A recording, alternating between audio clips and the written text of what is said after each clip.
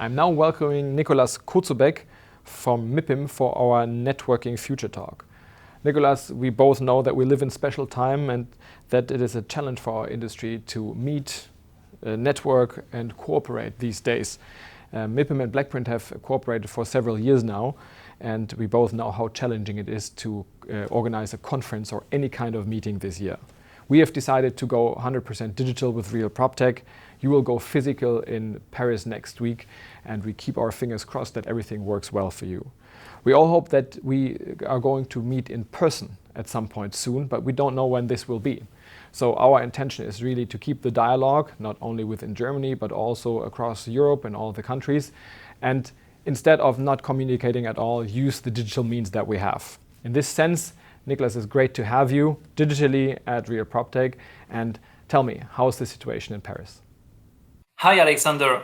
Thank you for inviting me. And yeah, things are going very well in Paris right now from our event perspective. And I'm going to share with you some info and some thoughts about online and offline events. I will share just my screen right now so you can all have access to my presentation. So our event is planned 14 and 15 of September, so it's in 1 week time now. And it was an extremely interesting experiment these last months, because obviously it's sort of a challenge to reorganize physical events after what we experienced. And it was last year, 50% of our participants who came from foreign countries and 50% French. So it's very international events in its DNA. And obviously this year we are not able to do it in the same conditions. So we expect around 1,000 people to this event that will be mainly focused on France. What we decided to add as a service, especially for those who are not able to participate for obvious conditions, is that there will be some special features like live streaming of all sessions. So you will be able to connect for free on our channels beginning of next week to be able to participate digitally and assist to all of these sessions. And the other features we're going to grant access is the capacity to have access to the online database and to network with people who are physically there and other people who are not there. So we really wanted to add some service layers for our international partners. Just a few thoughts about online, offline, and other considerations.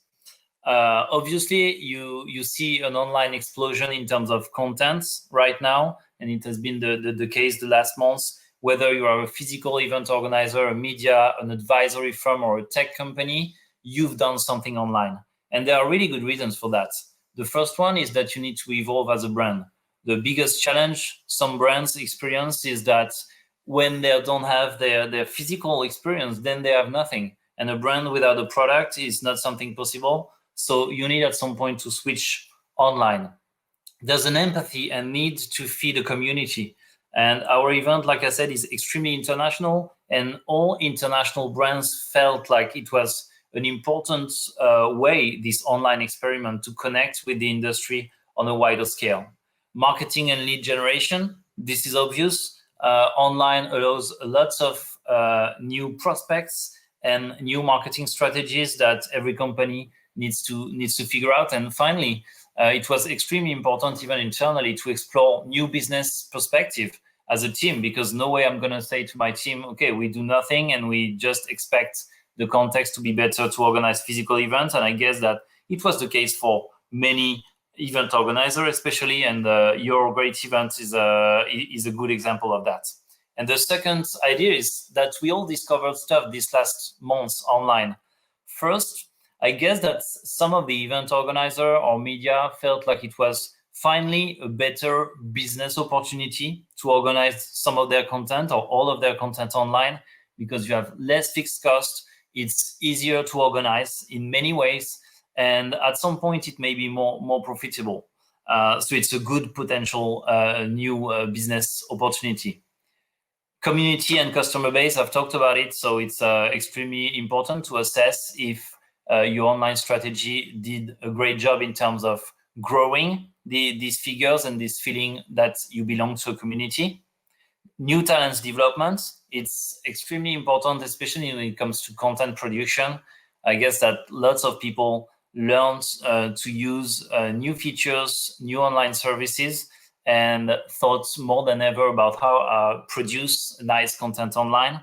And finally, at some point, I will discuss how we envision our physical business in the future with all that happened. I did a Google research yesterday, and the expression webinar fatigue has given a lot of results. And actually, it's 750 times more answers than my last propelled by MIPIM research. So obviously, there's a growing concern in terms of the interest that is raised by the online content. And webinar fatigue may probably be a very nice expression to say that. If I'm getting back to the user experience and the user angle, less than the company and the organizer angle, I guess you need to keep few things in mind. The first one is not to discount your brand. You need to figure out what is your online brand positioning. What do I have to say online? What is the perspective I want to explain? What are the thought leaders I want to show? What am I going to say online? And it's not always the same as what you're going to say offline. Then we all need to understand that we need to remain selective, even if it has never been so easy to talk. You can just click and connect and talk. So it's very nice, and there is a strong appetite to do that. But I guess that the most valuable speech are the ones that you don't hear a lot. So it's very important as a brand identity to ensure that you find the right pace. And finally, it's extremely important to ask for details about the production and the distribution of the content that will be produced online by event organizer, media, or others.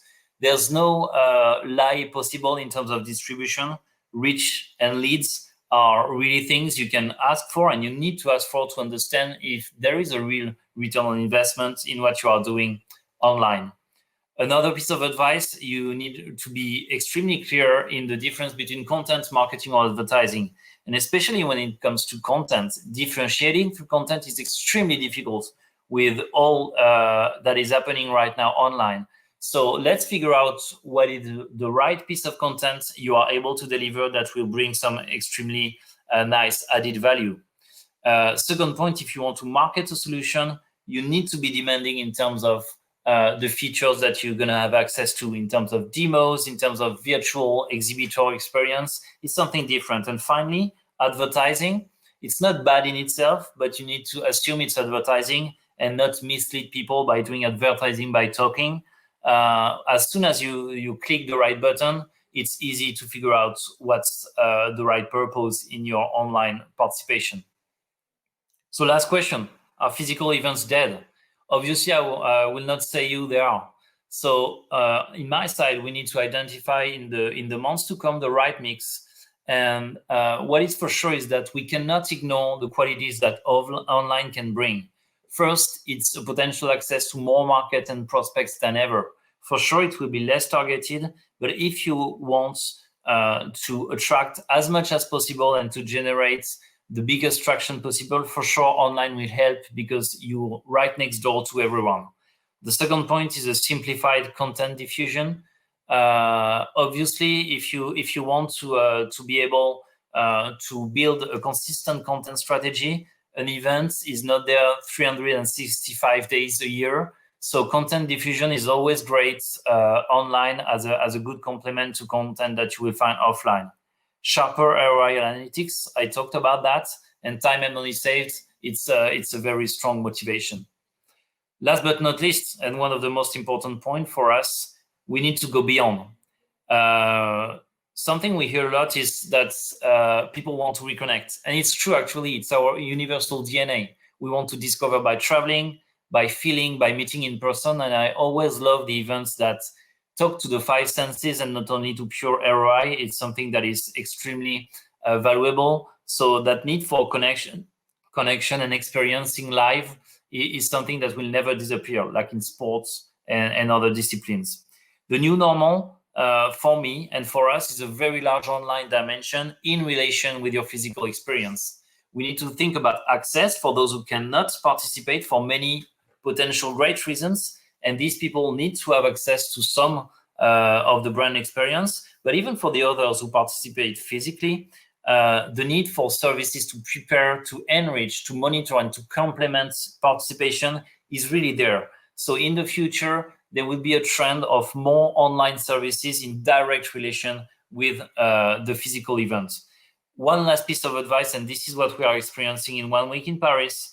I think it's great to put your initial trust in coming back to physical events to your local markets, because you know, like I know, that most of your valuable connections are there, and it's a great way to connect without making too much effort in terms of budget, in terms of time of traveling, and then you can assess as a complement what's in portfolio of international events is the most valuable for you. So these were a few ideas, and happy to discuss with anyone about that on a different note. And for those who can attend to Paris, see you in Paris. For the others, don't hesitate again. We will have lots of online features available for you. Have a great day.